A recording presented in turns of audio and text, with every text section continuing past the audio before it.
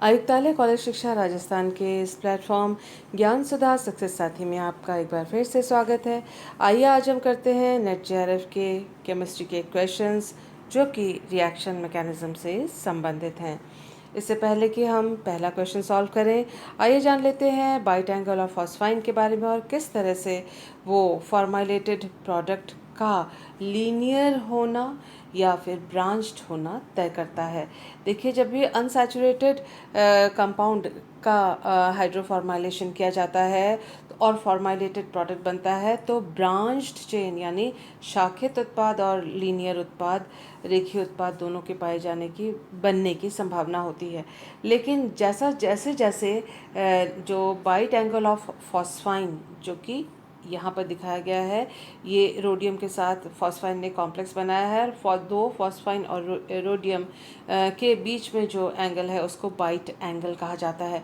तो ये जितना बड़ा होगा रेखीय उत्पाद प्राप्त होने के चांसेस, उसके नतीजे रेखीय उत्पाद प्राप्त होने के चांसेस ज़्यादा हैं।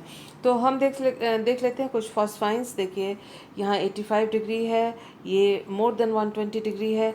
उसका मतलब अगर इन दोनों की चॉइस हो, इन दोनों को यूज़ किया जाए लिगेंड के रूप में, तो ये जो लिगेंड के रूप में जब इस्तेमाल किया जाएगा तब रेखीय उत्पाद प्राप्त होने के चांसेस ज़्यादा होंगे, संभावनाएं ज़्यादा होंगी।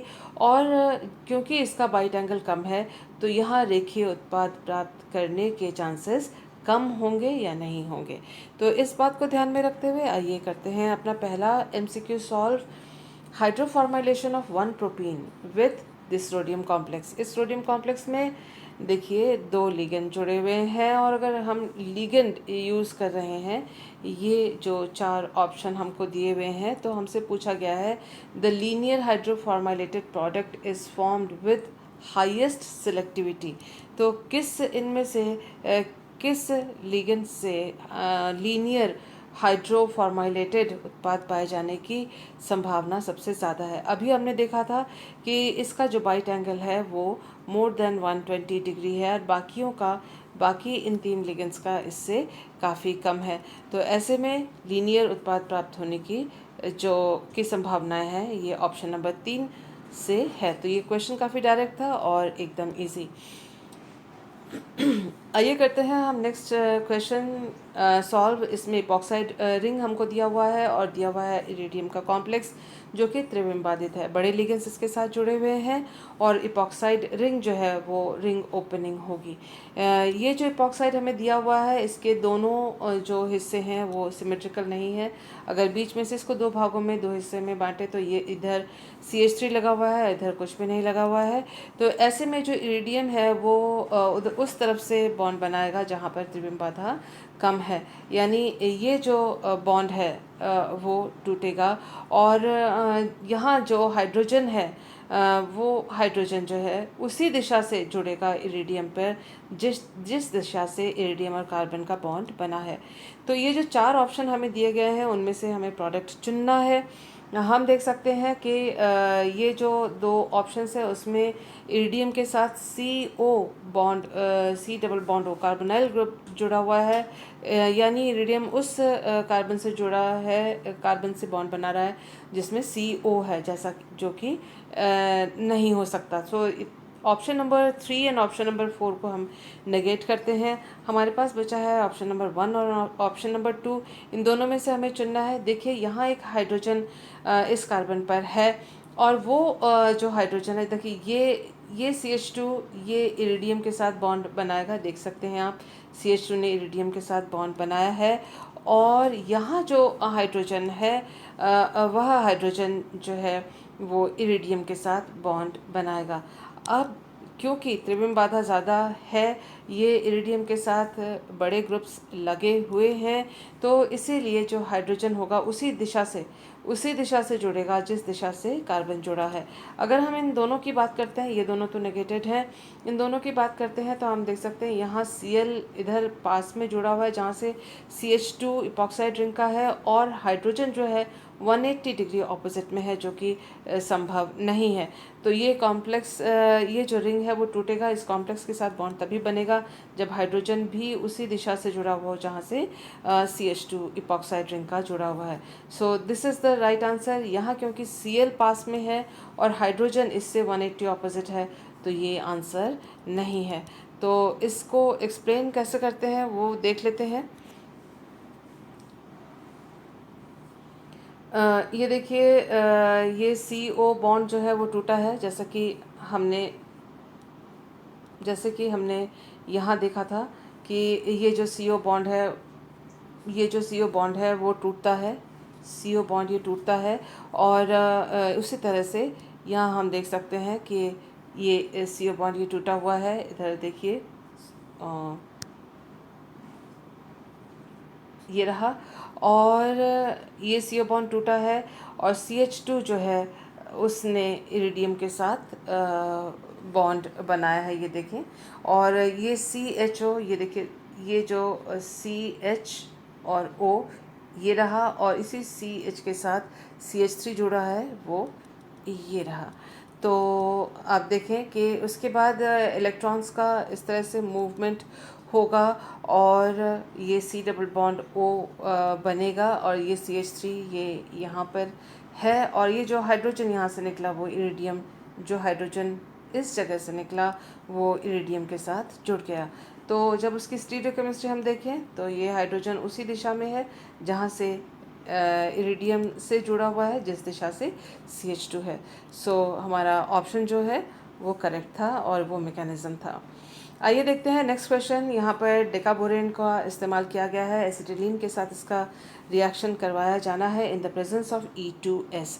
हमसे पूछा है इन सब से में से कौन सा प्रोडक्ट होगा। आइए जान लेते हैं डेकाबोरेन के बारे में कुछ बातें। Decaborane reacts with Lewis bases such as CH3CN या E2S टू फॉर्म एडक्ट्स। तो एडक्ट बनाता है इस तरह के लिगेंड्स के साथ जो कि लुईस बेसिस हैं, और दो मॉलिक्यूल्स इसके साथ जुड़ जाते हैं, दो हाइड्रोजन डेकाबोरेन से निकल जाते हैं। आप ये या इस कॉम्प्लेक्स, टोटल कॉम्प्लेक्स में से दो हाइड्रोजन निकल जाएंगे। आप देख सकते हैं B10H14 था, यहाँ पर B10H12 है और दो लिगेंड इसके साथ जुड़ गए हैं। और ये जो कॉम्प्लेक्स बनता है इसको एरेक्नो क्लस्टर कहा जाता है, और ये एरेक्नो क्लस्टर जो है वो एसिटिलीन के साथ रिएक्ट करता है क्लोसो ऑर्थो कार्बोनेट कार्बोरेन देता है ये। तो ये जो क्लोजो ऑर्थोकार्बोरेन दे रहा है ये एक पर्टिकुलर रिएक्शन है एसिटिलीन के साथ डेकाबोरेन का in the presence of Lewis base जैसे E2S।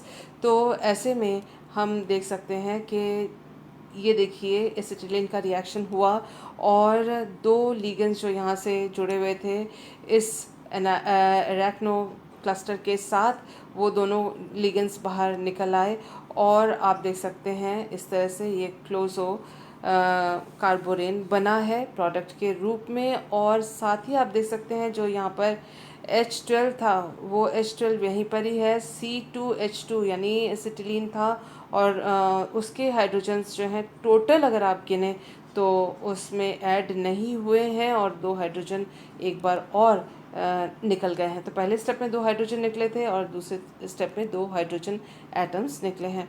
इस बात को ध्यान में रखते हुए आइए करते हैं डेकाबोरेन का एसिटिलीन के साथ रिएक्शन। तो हमें क्या मिलेगा, देखिए यहाँ पर यूज़ किया गया है SET2 और SET2 ने सबसे पहले एरेक्नो क्लस्टर बनाया ये इस तरह से, और दो हाइड्रोजन निकल गए और बोरोन के साथ है 12 हाइड्रोजन।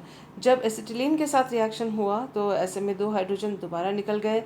ये जो E2S है वो भी इधर निकल गए दोनों के दोनों, और उसके बाद आप देख सकते हैं कार्बन ये दोनों के दोनों यहाँ इसके साथ बोरेन वाले जो क्लस्टर था उसके साथ ये जुड़ गए हैं, और C2B10H12 क्योंकि दो हाइड्रोजन और निकल गए हैं टोटल में से, तो ये हमारा जो क्लोजो या ऑर्थो कार्बोरेन जो क्लस्टर है कंपाउंड है वो बनेगा।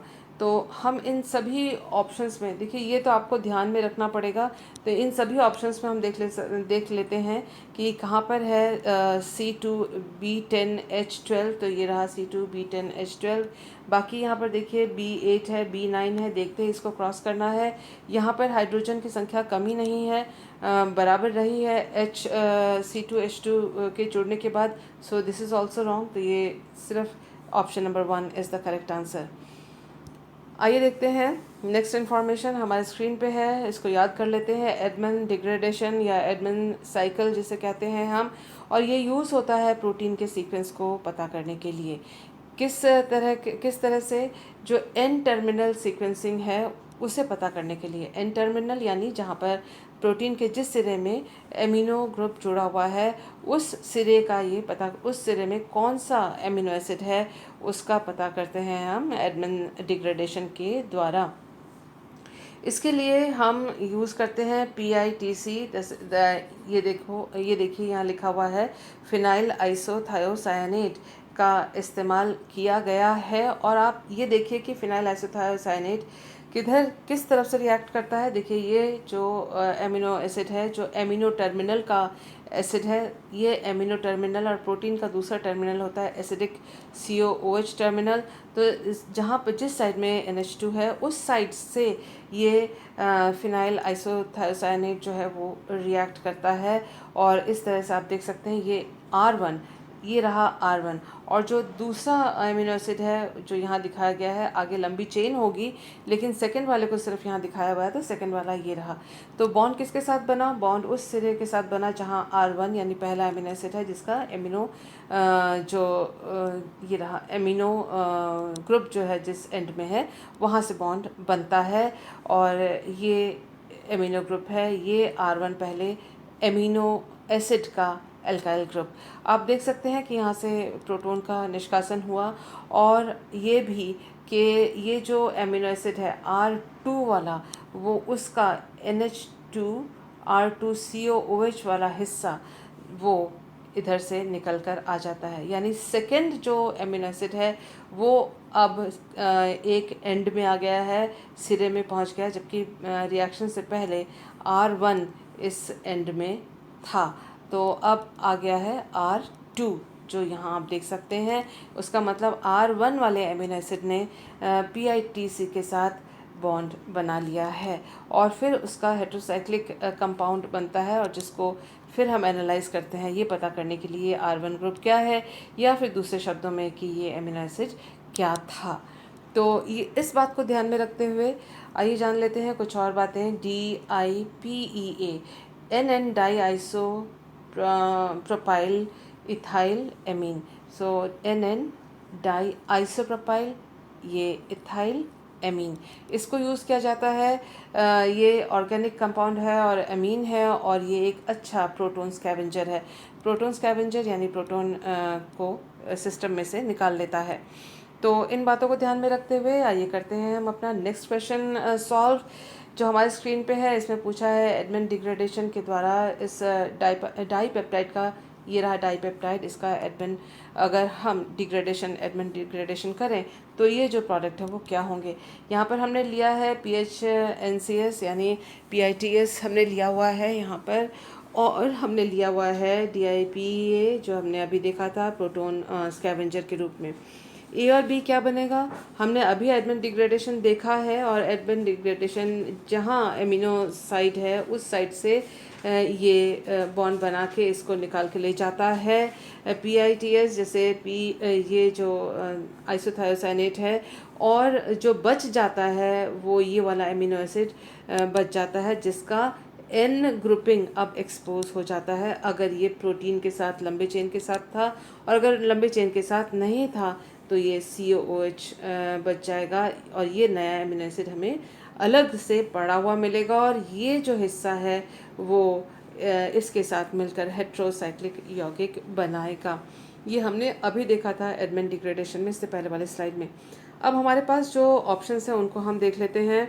हमें मालूम है कि एक कंपाउंड इसमें से ये वाला एमिनो एसिड होगा। तो लेट अस सी कि एमिनो एसिड ये वाला कहाँ पर है।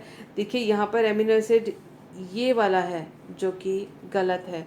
यहाँ पर एमिनो एसिड है ही नहीं तो गलत है, यहाँ पर भी नहीं है, गलत है, यहाँ पर एमिनो एसिड है तो ये हो सकता है।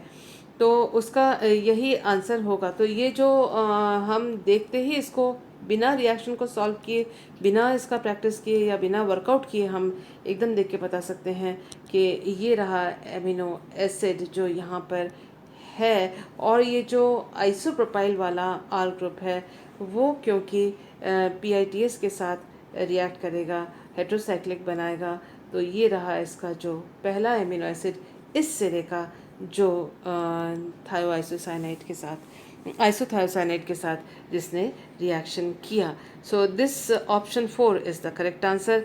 फिर भी आपके नॉलेज के लिए हम देख लेते हैं कि रिएक्शन हुई कैसे।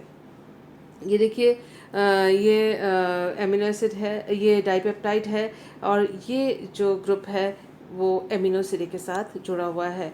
इस तरह से कार्बन सल्फ़र जो है इस कार्बन के साथ और नाइट्रोजन इस कार्बन के साथ इन्होंने बॉन्ड बनाया। और साथ ही हम देख सकते हैं कि ये जो ऑक्सीजन कार्बोनाइल कार्बन और नाइट्रोजन के बीच का जो बॉन्ड है वो इस तरह से टूटता है। हमें मालूम है कि ये जो डबल हेडेड कर्व्ड एरो है वो ये दिखाता है एक बार इलेक्ट्रॉन्स यहाँ पहुँचे और दूसरी बार इलेक्ट्रॉन्स उस तरफ पहुँचे।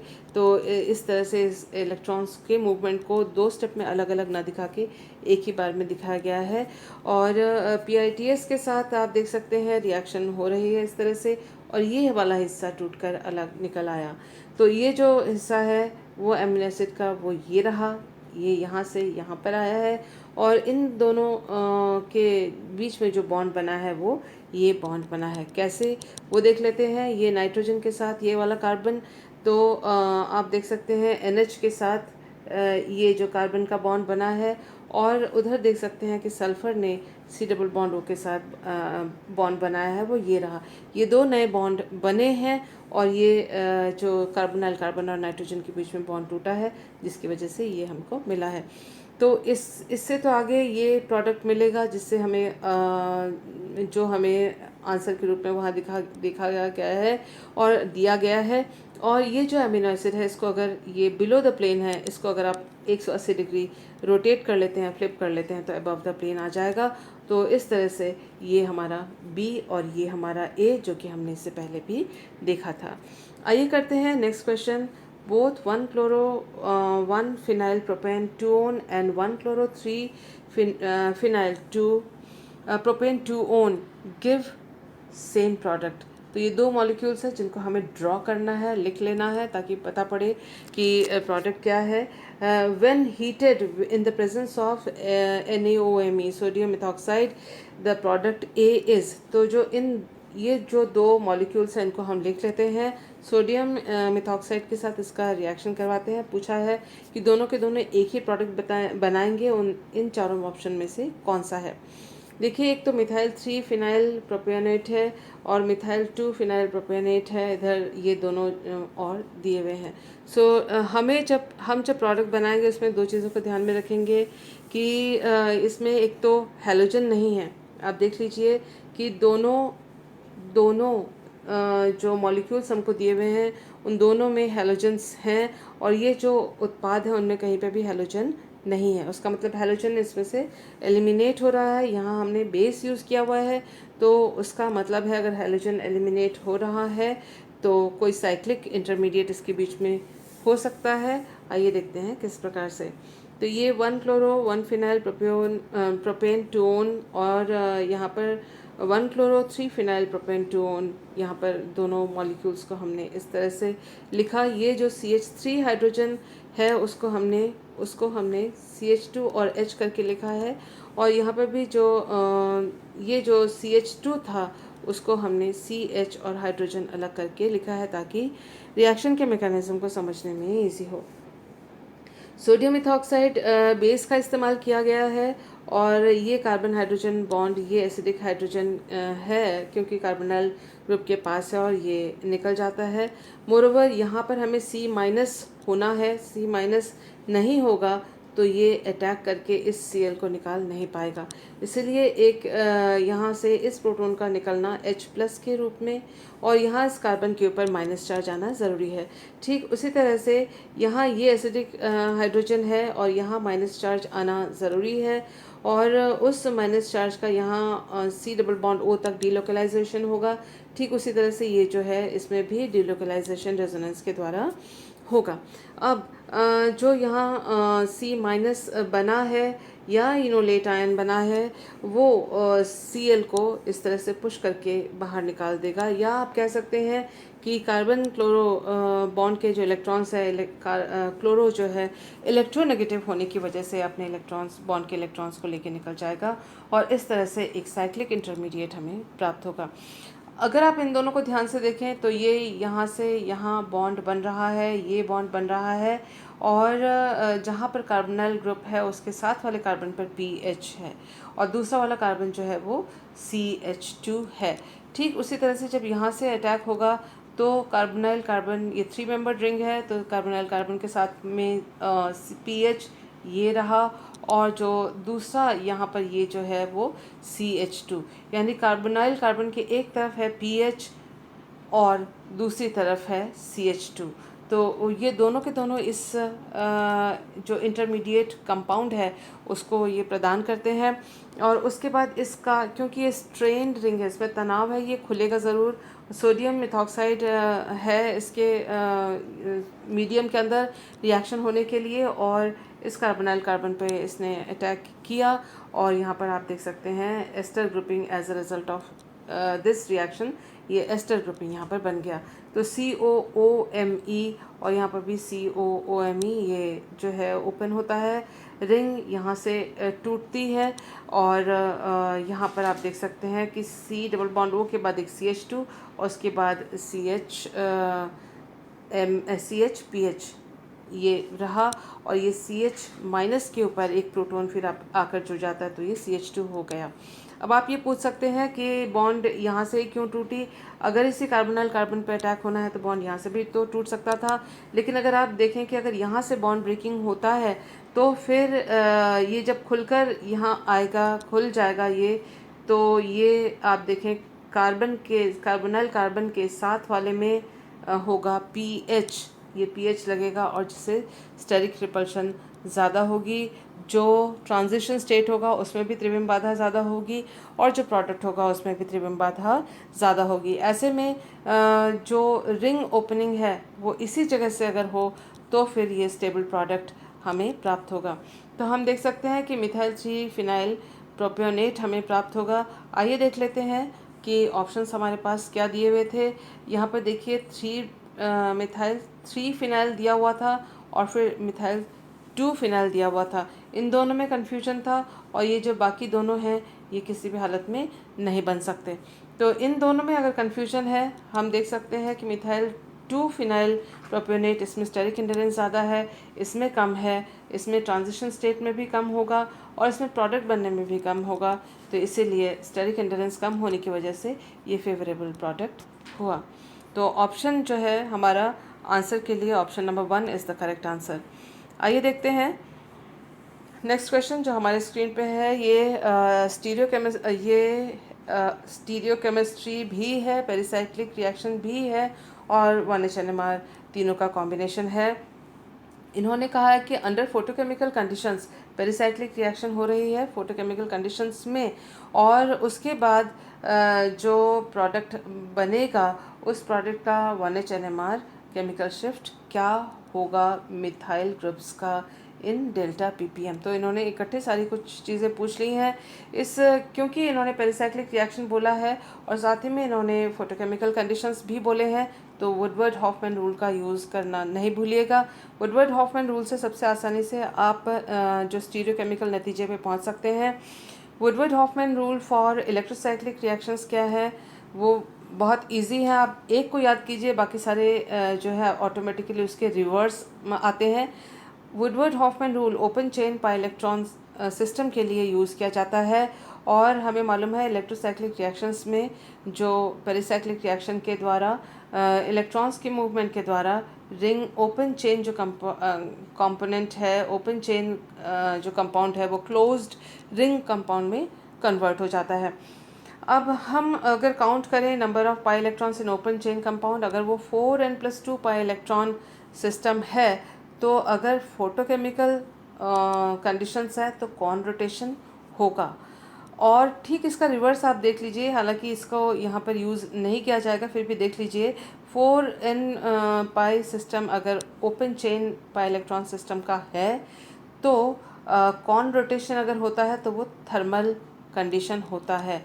आप इसका उल्टा भी ले सकते हैं कि अगर कॉन रोटेशन होगा 4n2+ के लिए तो फोटोकेमिकली अलाउड होगा। और आप देखें अगर ऊपर और नीचे दोनों इन रिएक्शन दोनों इन सिस्टम को, तो आप देख सकते हैं कि 4n+2 पाई इलेक्ट्रॉन और 4 पाई इलेक्ट्रॉन सिस्टम एकदम एक दूसरे के उलट हैं।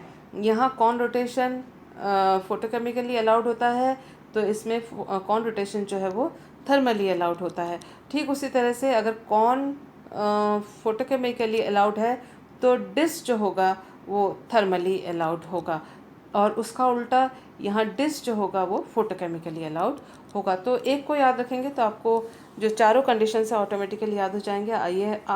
आइए हम देखते हैं अपने मॉलिक्यूल को जो हमें दिया हुआ है। इसमें ये ओपन चेन सिस्टम है। इसमें जो ओपन चेन सिस्टम के पाई इलेक्ट्रॉन्स काउंट कर लेते हैं। एक एक पाई इलेक्ट्रॉन में 2 इलेक्ट्रॉन्स, 1 2 3 4 एंड 5 6 पाई इलेक्ट्रॉन्स है। 6 पाई इलेक्ट्रॉन्स यानी 4n+2 पाई इलेक्ट्रॉन सिस्टम है। और इन्होंने बोला हुआ है कि फोटोकेमिकल कंडीशन बोला है तो कॉन रोटेशन होगा।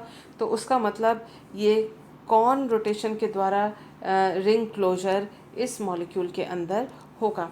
तो इस जो डबल बॉन्ड है इसको यूं 180 डिग्री आप अगर रोटेट करें और अपने अंगूठे से मिथाइल ग्रुप को पकड़ें और इस ग्रुप को या इस जगह को, इस बॉन्ड को अगर अपने उंगली से पकड़ें, इसको अंगूठे से पकड़ें और इसको क्लॉकवाइज रोटेट करें, तो ये मानते हुए कि ये methyl group on the plane है, इस तल के ऊपर है जहाँ आप इस वीडियो को देख रहे हैं, तो इसको अंगूठे से पकड़ें और इसको उंगली से पकड़ें, इसको क्लॉकवाइज रोटेट करें 90 डिग्री, तो आप देखेंगे कि ये तल से ऊपर आ गया है और ये मोटे लाइन से दिखा देंगे।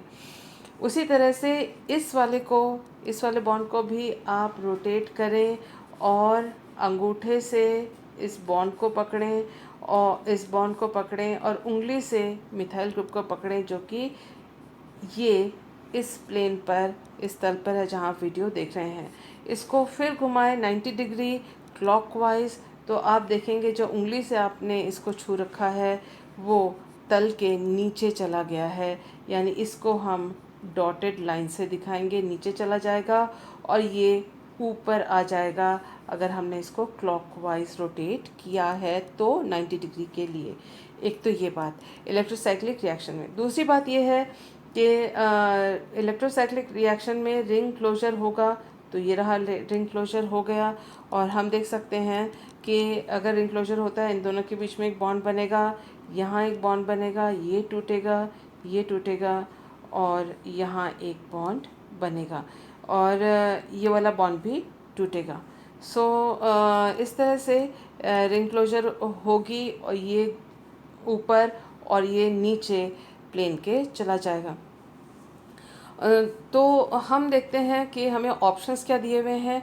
ऑप्शंस दिए हुए हैं हमें सिस और ट्रांस। हमने देखा एक ऊपर चला गया तल के, एक नीचे चला गया। सिस वाले ऑप्शंस कैंसल्ड। हमारे पास 2 ऑप्शंस हैं, option number 2 and option number 4। एक में दिया हुआ है ट्रांस 17 ppm और एक में दिया हुआ ट्रांस -5 ppm। -5 ppm यानी ये शील्डेड प्रोटॉन की बात कर रहे हैं, और शील्डेड प्रोटॉन की बात तब कर रहे हैं जब यहाँ पर जो है रिंग करंट ये एरोमेटिक सिस्टम हो और ये दोनों जो मिथाइल प्रोटॉन्स हों, मिथाइल ग्रुप्स हों, वो रिंग के अंदर हों।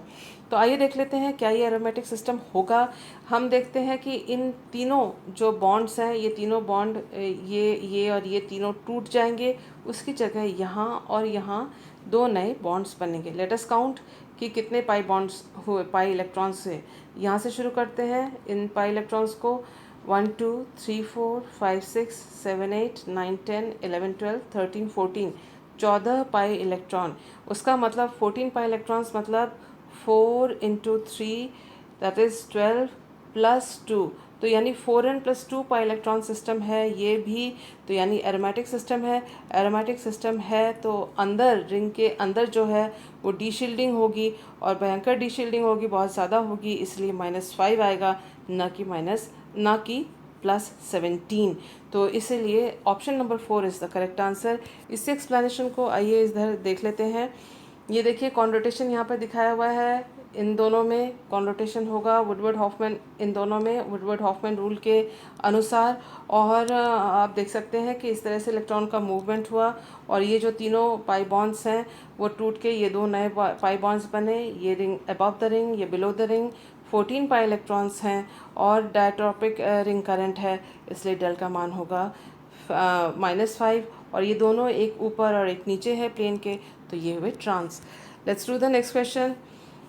यहाँ हमें जो नेक्स्ट क्वेश्चन दिया हुआ है ये साइक्लोऑक्टाडाइन का क्वेश्चन है, क्लासिकल एग्जांपल है और एक इसके ऊपर क्वेश्चन पूछा जाता है। इसका एसिटाइलेशन किया गया है और इसकी एक खासियत है, इसलिए इसको पूछा गया है। एक टिपिकल क्वेश्चन है ये, इसलिए इसको आपको याद रखना होगा। दिसंबर 2018 का है, यहाँ डी हट गया है। खैर जो भी हो, इसमें जो है कि एसिटाइलेशन हुआ, एक डबल बॉन्ड में एसिटाइल ग्रुप जाके लगेगा तो दूसरे में आ जाएगा प्लस चार्ज। और जैसे ही यहाँ पर एसिटाइल ग्रुप लगेगा आकर, जैसे कि फ्रीडल क्राफ्ट एसाइलेशन में होता है उसी तरह से यहाँ ये डबल बॉन्ड जो है वो टूट जाएगा। यहाँ पर COCH3 ग्रुप लगते ही ये डबल बॉन्ड टूटा और यहाँ पर प्लस चार्ज आ गया। और ऐसे में ये जो पाई बॉन्ड जो दूसरा है, क्योंकि ये रिंग बहुत बड़ा है इसलिए बैक साइड अटैक ये करता है, जिसकी वजह से 5 सदस्यीय 5 मेंबर्ड रिंग 5 सदस्यीय वलय बनते हैं। तो हमें देखना है 5 सदस्यीय वलय बनने वाले कौन से यहाँ पर यौगिक हैं। और जो 5 सदस्यीय वलय बनने के बाद जो प्लस चार्ज शिफ्ट होता है उसमें जो Cl है वो जाके जुड़ता है। तो यहाँ ऑप्शन बड़ा सिंपल है, क्योंकि यहाँ पर इन्होंने 5 सदस्यीय वाला सिर्फ ये दिया हुआ है, ये 8 सदस्यीय है जो कि रॉन्ग है। This is also wrong. यहाँ 4 और 6 दिया हुआ है जो रॉन्ग है। सिर्फ ये option number 3 is the correct answer. इसमें ज़्यादा अपने को दिमाग भी नहीं लगाना था, अपने को सिर्फ फैक्टर जो अपना फैक्ट है वो मालूम होना चाहिए था। So this is the mechanism जो आप ध्यान में रखिएगा, क्योंकि टिपिकल एग्जांपल है साइक्लोऑक्टाडाइन का, तो इसको अपने को ध्यान में रखना है कॉम्पिटिटिव एग्ज़ाम्स के लिए। तो ये देखिए आप AlCl3 के प्रेजेंस में CH3COCl के साथ इन्होंने रिएक्शन करा है और एक डबल बॉन्ड जो है वो टूट के इस पे जो इलेक्ट्रोफिलिक सब्स्टिट्यूशन हुआ है, इलेक्ट्रोफिलिक अटैक हुआ है, जो दूसरे के ऊपर प्लस चार्ज आ गया है, बैक साइड अटैक हुआ है। आप देख सकते हैं 1 2 3 4 5 5 सदस्यीय दल, 5 सदस्यीय वलय रिंग 5 मेंबर्ड रिंग, और इधर 1 2 3 4 और 5 और दूसरा 5 मेंबर्ड रिंग। तो 2 5 मेंबर्ड रिंग बने, और क्योंकि यहाँ से इसका अटैक हुआ है तो साथ वाले कार्बन पे प्लस चार्ज आ जाता है, जो कि आप यहाँ देख सकते हैं। तो आप देख सकते हैं यहाँ पर सब्स्टिट्यूशन होगा और यहाँ पर सब्स्टिट्यूशन होगा या एडिशन होगा, रादर यहाँ पर एडिशन होगा और यहाँ पर एडिशन होगा। और यहाँ पर देखिए AlCl4 आया है, एक Cl माइनस इसके पास एक्स्ट्रा है, वो Cl यहाँ जुड़ जाता है और जो निकल के आता है वो है AlCl3, जो कि कैटलिस्ट पहले स्टेप में यूज़ हुआ था और आखिरी स्टेप में वो कैटलिस्ट हमें वापस मिल गया है। And this was the product जो हमने देखा, हमारा answer. I hope this video was useful to you. आपको इसमें मदद मिली होगी। Thank you for being with me.